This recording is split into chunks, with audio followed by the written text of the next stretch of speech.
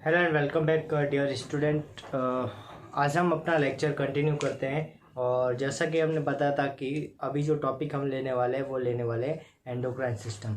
Actually हम biology के अंदर एक एक सिस्टम को डिटेल में देखने वाले हैं और आई प्रॉमिस कि अगर आप एक लेक्चर को एक टॉपिक के कंप्लीट लेक्चर को आप पूरे देखते हो तो उसके बाद आपका जो उस टॉपिक से रिलेटेड जितने भी क्वेश्चन है वो सारे के सारे कंप्लीट सॉल्व हो जाएंगे। बस इतना सा करना है कि आपको हर एक टॉपिक को अच्छे से प्रिपेयर करना है। जो यहाँ से पढ़ाया जाए आपको हर एक पॉइंट को नोट करना है और हर एक पॉइंट को अच्छे से समझना है। अगर आपको कोई भी डाउट हो तो आप कमेंट सेक्शन में जाके हमें पूछ सकते हैं, आपको रिप्लाई दिया जाएगा। एंड इससे इम्पोर्टेंट चीज़ ये है कि जब तक आप लेक्चर को कंप्लीट नहीं देखोगे तब तक आप इसका बेनिफिट नहीं ले पाओगे। तो आई सजेस्ट कि आप लेक्चर को कंप्लीट देखें और कंप्लीट समझने की कोशिश करें, आपको ज़रूर समझ में आएगा। बेसिकली अगर हम बात करें हिंदी मीडियम और इंग्लिश मीडियम की तो आप एक चीज़ नोट करके रखना, जो अभी मैं लेक्चर जो कर रहा हूँ स्टार्ट वो यूजुअली हिंदी मीडियम और इंग्लिश मीडियम दोनों के कंबाइंड के लिए कर रहा हूँ। इसका मतलब ये हुआ कि मैं न तो टोटली इंग्लिश में जाऊँगा न ही टोटली हिंदी में जाऊँगा, मैं दोनों को साथ में लेके चलूँगा। और अगर हिंदी मीडियम वाले आप भी थोड़ा सा ध्यान दें कि आपके साइंस के अंदर अभी सारी चीज़ें हिंदी में नहीं आएगी, मोस्ट ऑफ इंग्लिश में ही रहेगी, तो आप इस लेक्चर को ही प्रिपेयर करें क्योंकि यही आपका पैटर्न है। इसी को आपको पढ़ के एग्ज़ाम के अंदर सिलेक्शन लेना है। जी हाँ, आज हम कुछ नया स्टार्ट करते हैं, एंडोक्राइन सिस्टम स्टार्ट करने वाले हैं। चलो पहले मैं आपसे एक क्वेश्चन पूछ लेता हूँ। एंडोक्राइन सिस्टम, इसकी डेफिनेशन क्या होगी? क्या कोई बता सकता है डेफिनेशन? अगर किसी को याद हो तो आप कमेंट सेक्शन में बता सकते हैं। अगर आपको ये भी याद हो कि एंडोक्राइन सिस्टम के अंदर हम किसकी स्टडी करते हैं, कौन से ऑर्गन की स्टडी करते हैं, कौन सी चीज़ों के बारे में पढ़ते हैं, क्या पढ़ते हैं, वो भी आप हमें कमेंट सेक्शन में बता सकते हैं, ताकि हमें आपका नॉलेज चेक करने में आसानी हो। हमें ये भी पता रहे कि आप जो पढ़ के आए हैं, जहाँ से भी पढ़ के आए और कितना पढ़ के आए और कहाँ तक आपका नॉलेज है, और हम कोशिश करेंगे कि उससे आपके नॉलेज को इम्प्रूव करने, नॉलेज को बढ़ाएंगे। डेट्स आगे बढ़ते हैं और स्टार्ट करते हैं अपना एंडोक्राइन सिस्टम। बेसिकली आपको पता ही होगा एंडोक्राइन सिस्टम के बारे में क्या क्या चीज़ें, मैं आपको अभी बता देता हूँ। एंडोक्राइन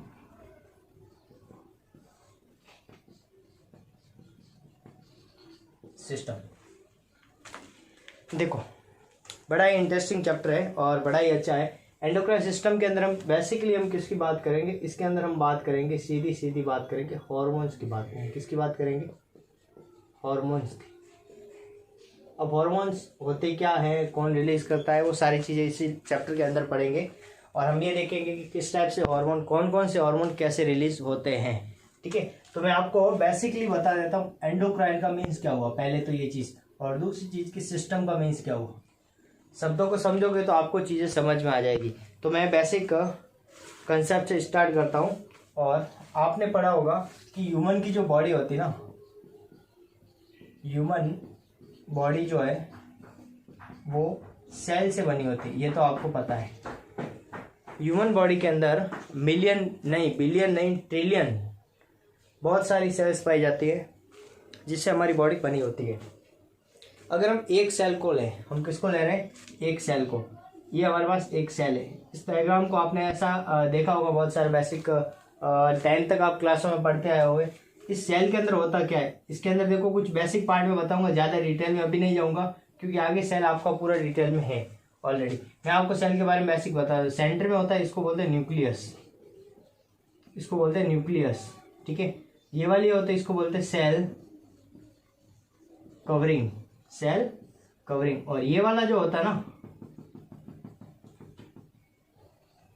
यहाँ पे कुछ ऑर्गन्स होते हैं, सेल ऑर्गन्स, माइटोकॉन्ड्रिया, राइबोसोम वगैरह। ठीक है, इसको बोलेंगे साइटोप्लाज्म। कंप्लीट। ये 3 पार्ट होते हैं। अगर सेल की बात करें तो बेसिकली सेल के अंदर 3 चीज मिलेगी। एक तो मिलेगा न्यूक्लियस, दूसरी चीज मिलेगी उसका साइटोप्लाज्म, और तीसरी मिलेगी उसकी कवरिंग। कवरिंग मैंने यहाँ पे सेल मेम्ब्रेन क्यों नहीं कहा या सेल वॉल क्यों नहीं कहा, आपको पता होना चाहिए। कवरिंग जो है 2 टाइप की होती है, एक तो होती है सेल वॉल और दूसरी होती है सेल मेम्ब्रेन। एक होती सेल वॉल और दूसरी होती सेल मेम्ब्रेन। अगर हम सेल वॉल की बात करें तो सेल वॉल किस में प्रेजेंट होती है? ओनली एंड प्लांट पे प्रेजेंट होगी। किस में प्रेजेंट होगी? Only in plants.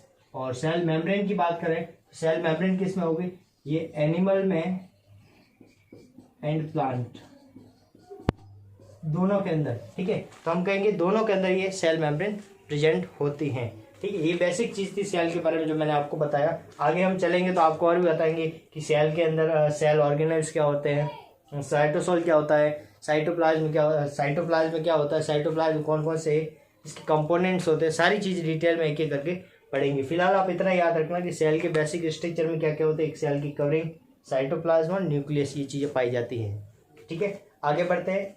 अब हम बात करें इसी सेल को बाहर ले रहे हैं, तो ये रही हमारे पास सेल कंप्लीट। अब मैं क्या कर रहा हूं, इस सेल का ग्रुप बना रहा हूं, ध्यान से समझने की कोशिश करें। ये इसके अंदर क्या है, इसके न्यूक्लियस है।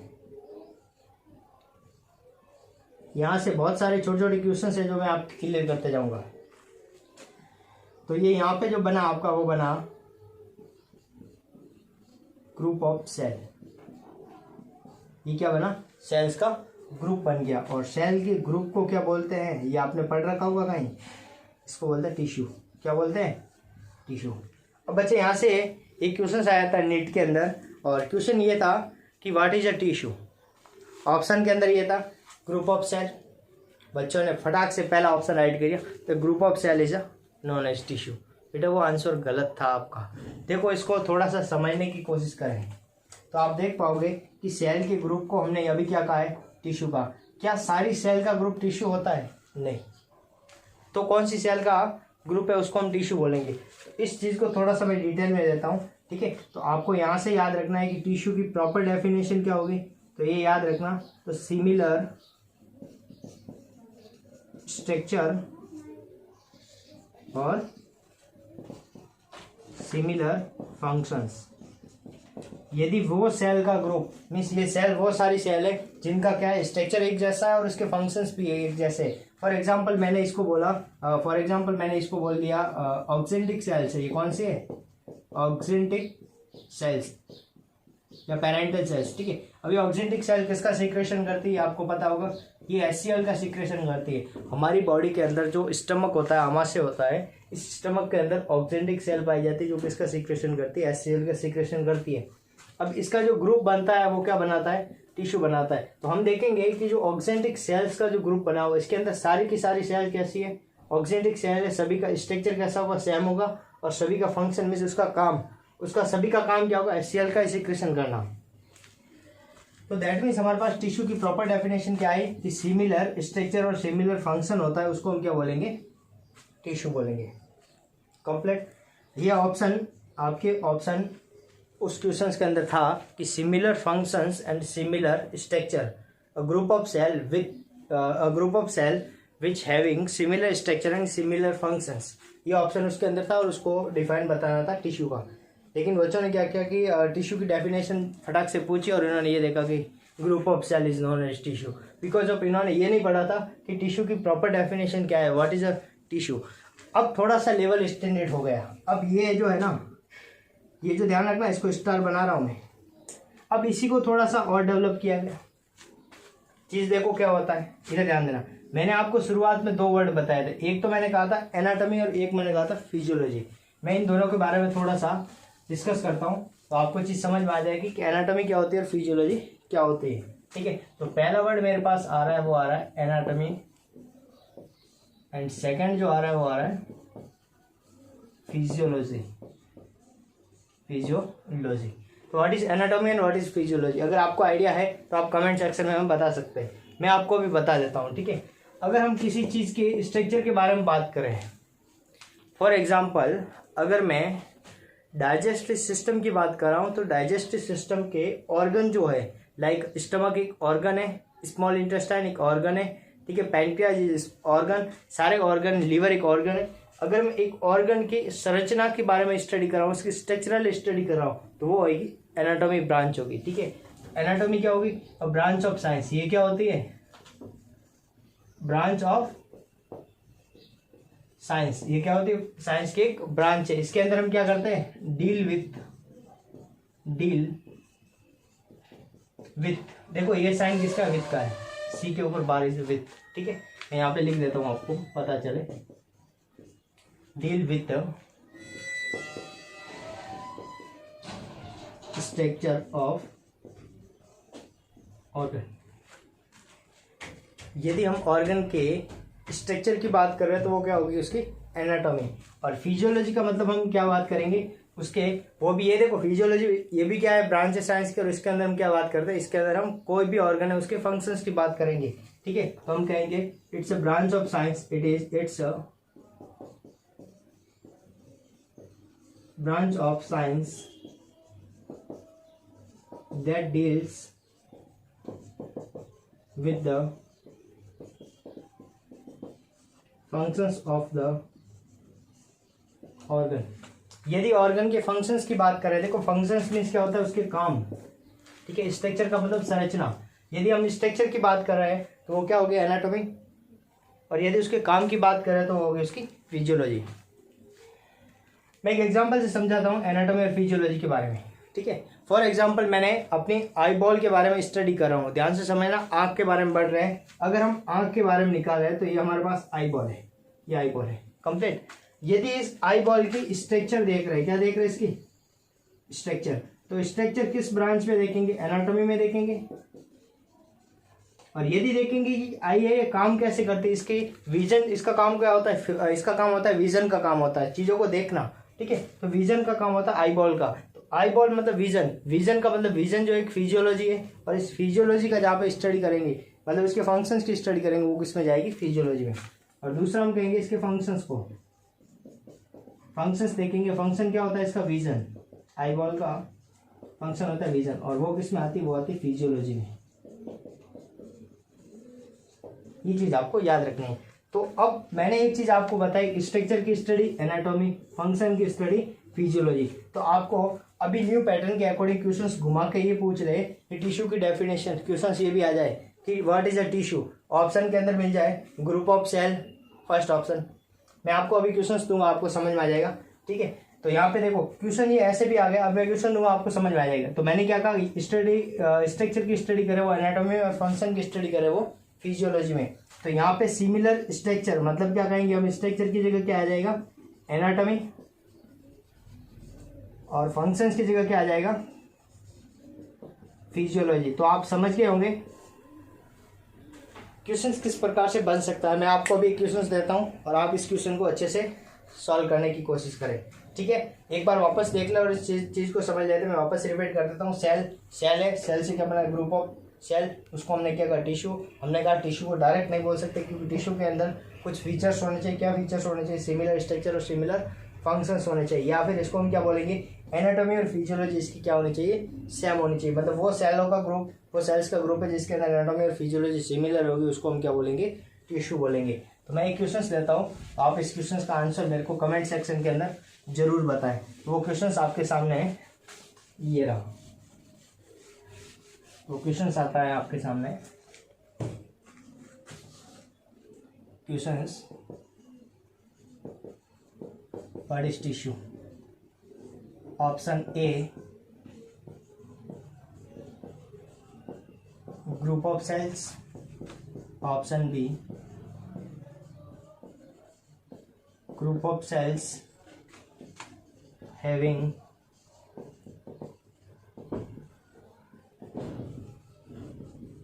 similar structure,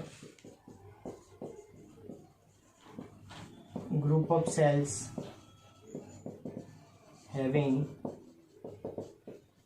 similar functions, and option D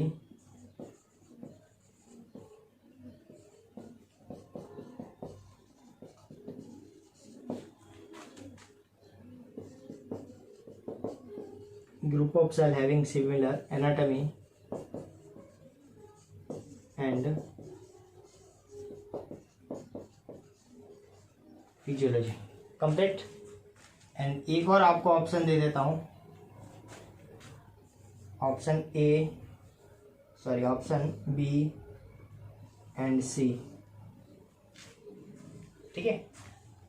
और एक और दे देता हूं, ये भी क्वेश्चन इस टाइप के रहते हैं, ध्यान रखना, ठीक है। एंड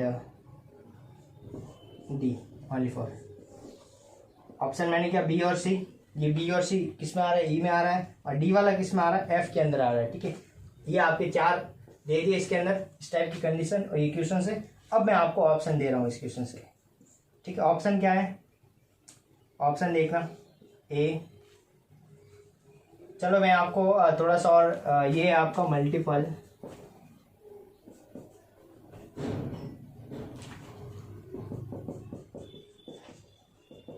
चॉइस क्वेश्चन से, मल्टीपल चॉइस मतलब एक से ज़्यादा आपको यहाँ पे ऑप्शन को राइट करना है। फॉर एग्जांपल अब इस क्वेश्चन को समझ के आपको आंसर बताना है। आप कमेंट सेक्शन में जल्दी से जल्दी आंसर लिख दें, चाहे तो क्वेश्चन को स्क्रीनशॉट भी ले सकते हैं, फिर मैं आपको इसका राइट आंसर बताता हूँ कि एक्चुअल में इसका आंसर होगा क्या। ओके चलो आगे चलते हैं, मैं आपको इसका राइट आंसर बताता हूँ। देखो मैंने क्या कहा कि टिश्यू, टिश्यू की डेफिनेशन क्या है actually, group of cell which having similar structure and similar functions, ये मैंने आपको डेफिनेशन बताई। या फिर मैंने कहा था group of cell which having similar anatomy and physiology. तो यहाँ पे देखो ऑप्शन फर्स्ट क्या कह रहा है, ग्रुप ऑफ सेल, क्या इसमें सिमिलर स्ट्रक्चर और फंक्शन की बात की है, नहीं की है, तो ये ऑप्शन आपका क्या हो गया, गलत हो गया। नेक्स्ट क्या कह रहा है, group of cell having similar structure, इसके अंदर क्या बोल रहा है कि सेल का स्ट्रक्चर क्या होना चाहिए, सिमिलर। क्या ये सही बोल रहा है, बिल्कुल सही बोल रहा है, लेकिन इसके अंदर फंक्शंस की बात नहीं की है, ठीक है। तो इसका मतलब ये अकेला ऑप्शन क्या है, गलत है, सिंगल ऑप्शन क्या है, गलत है, ठीक है।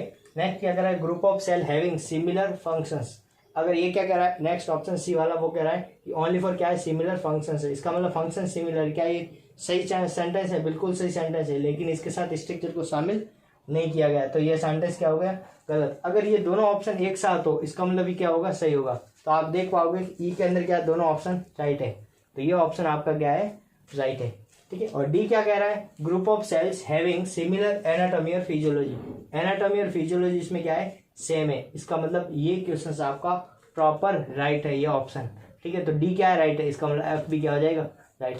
इस क्वेश्चन के इस टाइप के क्वेश्चन आ जाए तो आपको ये तीनों राइट करने हैं। अब इसके ऑब्जेक्टिव के अंदर कैसे देगा, ऑब्जेक्टिव के अंदर देगा, देखो ए के अंदर क्या देगा, ए के अंदर देगा ए कॉमा बी कॉमा सी, बी के अंदर देगा B comma C comma D comma F, और सी के अंदर देगा आपको डी कॉमा ई कॉमा एफ, और डी के अंदर आपको जो देगा वो देगा डी कॉमा ई कॉमा ए। तो आपका आंसर क्या होगा, आप कमेंट सेक्शन में इसको जरूर बताएं, मैंने आपको काफ़ी सॉल्व करके बता दिया है, आप इजीली इस क्वेश्चन के आंसर को बता सकते हैं। ये रहा क्वेश्चन आपके सामने, इसका आंसर कमेंट सेक्शन में बताएं। फिर आगे चलते हैं, हमारी बात चल रही थी टिश्यू तक, हम कहाँ तक पहुँचे थे, टिश्यू तक। देखो बेटा हर एक क्वेश्चन को अच्छे से समझना बहुत ज़्यादा जरूरी है, क्योंकि क्वेश्चन तो बनते ही रहेंगे, ठीक है। तो हम बहुत डिटेल में चलने वाले हैं, सो बी कंटिन्यू, और चीज़ों को अच्छे से समझते जाएं और नोट करते जाएं। हमारी बात सिस्टम पे पहुंचाना था, तो हमने कहाँ से, सेल से कहाँ पहुंचा दिया, सेल से हमने टिश्यू तक पहुंचा दिया, हमने कहाँ पहुंचा दिया, सेल से टिश्यू तक। अब बात आती है कि जब टिश्यू का ग्रुप बन जाए तो हम क्या कहेंगे, ग्रुप ऑफ टिश्यू, हम क्या कहेंगे, ग्रुप ऑफ टिश्यू। और ग्रुप ऑफ टिश्यू को क्या बोला जाता है, ऑर्गन बोला जाता है। क्या बोला जाता है, ऑर्गन मीन्स अंग, ठीक है। तो हमारे सामने एक और नया वर्ड आ गया, हमने पहले तो क्या कहा, ग्रुप ऑफ सेल टिश्यू का, ठीक है, इसके लिए भी हमने कंडीशंस बताई थी। उसके बाद हमने क्या कहा, ग्रुप ऑफ टिश्यू है उसको हम क्या बोलेंगे, ऑर्गन। ऑर्गन एग्जांपल मैं आपको बता दें, जैसे स्टमक एक ऑर्गन है कंप्लीट, ठीक है। लीवर एक ऑर्गन, लीवर में आपको पता होगा बहुत सारी सेल्स पाई जाती है, जैसे हिपेटोसाइट सेल पाई जाती है, ईटो सेल पाई जाती है, बहुत सारी सेल्स होती है, ठीक है। इसका मतलब अलग अलग टाइप की डिफरेंट टाइप की सेल्स प्रेजेंट होती है। दैट मीन्स हम कह सकते हैं कि ऑर्गन के अंदर डिफरेंट टाइप की टिश्यूज प्रेजेंट होती है। That means group of tissue is और नॉन एज ऑर्गन, ठीक है। अब जब ऑर्गन का ग्रुप बन जाए तो हम क्या कह रहे हैं, ग्रुप ऑफ ऑर्गन। जब ऑर्गन का ग्रुप बन जाए तो उसको हम क्या बोलेंगे, that is called as system, उसको हम क्या बोलेंगे, सिस्टम बोलेंगे। तो हमारी बात कहाँ से कहाँ तक पहुँचानी थी, सिस्टम। तो मैंने क्या कहा, एंडोक्राइन सिस्टम। सिस्टम का मतलब यहाँ पे बहुत सारे क्या होंगे, ऑर्गन की ग्रुप होंगे। ऑर्गन का मतलब यहाँ पे ऑर्गन से क्या मतलब है, एंडोक्राइन में मतलब यहाँ से किसके मतलब है, यहाँ से मतलब है ग्लैंड से मतलब है, किससे मतलब है, ग्लैंड से। जितनी भी ग्लैंड होती है एंडोक्राइन ग्लैंड है वो सारी की सारी है, इसके अंदर हम पढ़ेंगे एक एक करके डिटेल्स में। तो जितनी भी ग्लैंड इसमें आती हैं मैं यहाँ पे लिख देता हूँ, जितनी भी ग्लैंड इसके अंदर आती है वो सारी चीज़ें हम एक एक करके इसके अंदर पढ़ेंगे। तो आपको सिस्टम का मतलब समझ आ गया। सिस्टम का मतलब क्या कहेंगे हम कि group of organ. Like example से मैं आपको समझा देता हूँ, जैसे डाइजेस्टिव सिस्टम,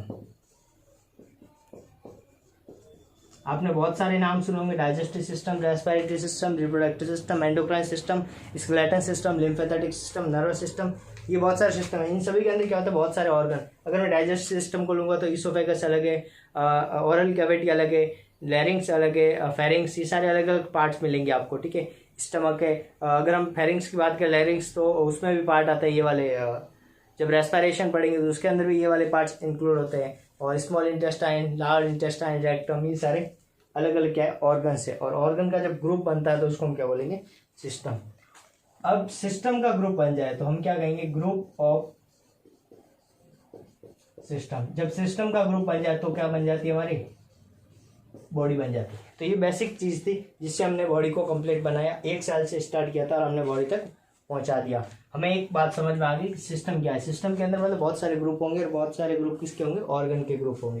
तो एंडोक्राइन सिस्टम के अंदर हमने क्या कहा कि इसके अंदर बहुत सारी ग्लैंड्स होगी। उस ग्लैंड को हम एक एक करके अभी देखने वाले हैं और समझने वाले हैं, ठीक है। उससे पहले मैं आपको एंडोक्राइन का मतलब समझा देता हूँ कंप्लीट। आपको सिस्टम का मतलब तो समझ में आ गया होगा। समझिए एक चीज को ध्यान से, ठीक है। होता क्या है, होता ये है कि जो ग्लैंड होती है ना, हिंदी में बोलते हैं इसको ग्रंथि। क्या बोलते हैं, ग्रंथि। आपने नाम सुना होगा, पीयूष ग्रंथि, pituitary glands, thymus glands, pineal glands, adrenal gland, ये सारी ग्लैंड है, ठीक है। ये सारी ग्लैंड है। ये ग्लैंड किसकी बनी होती है, ये सारी ग्लैंड जो होती है वो बनी होती है टिश्यू की बनी होती है। किसकी बनी होती है, टिश्यू की बनी होती है, कंप्लीट। अब ये जो ग्लैंड है वो क्या रिलीज करेगी, ये केमिकल रिलीज करेगी। क्या करेगी, केमिकल रिलीज करेगी। इस केमिकल को हम क्या बोलेंगे, दो चीज बोल सकते हैं। या तो हम इसको क्या बोल सकते हैं, हॉर्मोन्स बोल सकते हैं, या फिर हम इसको क्या बोल सकते हैं, एंजाइम बोलेंगे। अब एंजाइम कब बोलेंगे और हार्मोन कब बोलेंगे, मैं आगे आपको दोनों चीज डिटेल में बताऊंगा कि एंजाइम क्यों बोलेंगे और हार्मोन क्यों बोलेंगे। आप बेसिकली इतना से समझें कि ग्लैंड एक्चुअल में है क्या। हमने कहा कि ग्लैंड एक्चुअल में है क्या, ओनली फॉर सेल्स का ग्रुप होता है। मतलब एक टिश्यू है, टिश्यू का ग्रुप बना हुआ एक ऑर्गन टाइप, ठीक है। फॉर एग्जांपल मैंने कहा एडिनल ग्लैंड, तो एडिनल ग्लैंड क्या है, एक टिश्यू का ग्रुप है।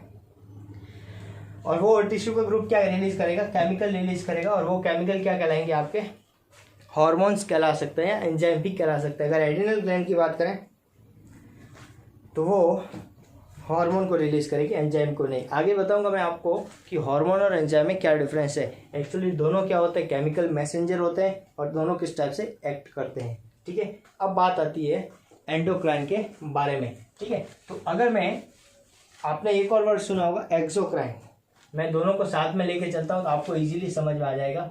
तो मैंने एक तो हमने क्या कहा एंडोक्राइन, और दूसरा हमने क्या कहा एक्सोक्राइन। एक तो हमने क्या कहा एंडोक्राइन और दूसरा हमने क्या कहा एक्सोक्राइन। तो दोनों को डिफरेंस के साथ समझते हैं तो आपको समझ में आ जाएगा, ठीक है। मैंने क्या कहा कि ये हमारे पास क्या है, कोई ग्लैंड है, ये क्या है, ग्लैंड है। और ये क्या रिलीज कर रही है, केमिकल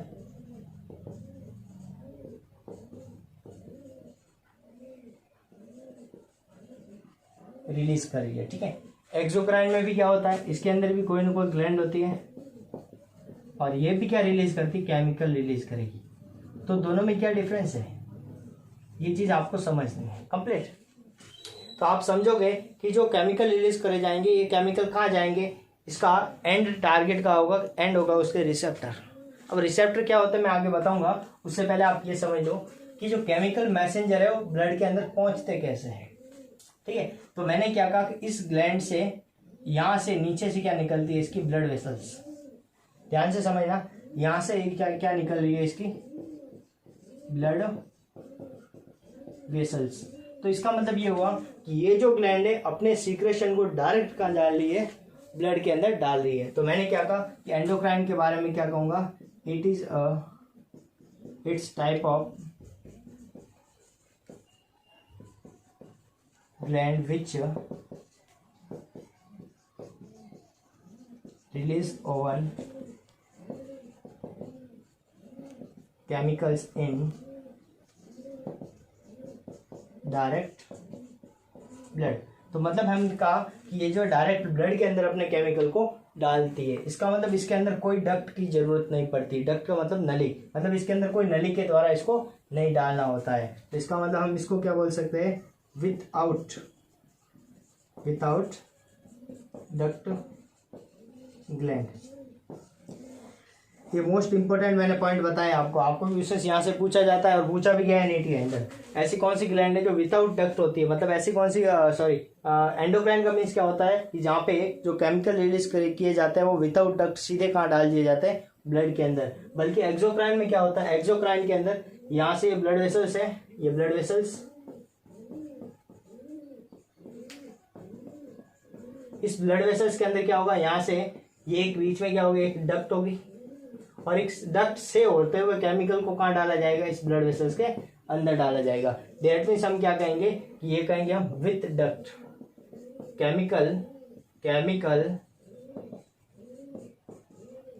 केमिकल रिलीज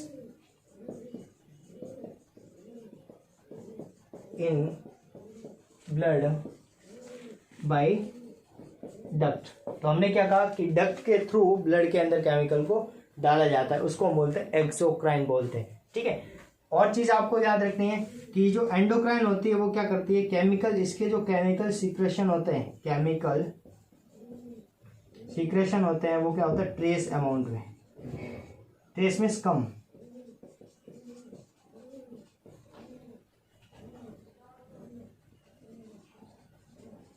ये क्या होता है, ट्रेस अमाउंट में कम होते हैं, बहुत कम होते हैं। ठीक है, लेकिन जो एक्सोक्राइन होते हैं वो क्या होते हैं, एक्सेस अमाउंट में। It release in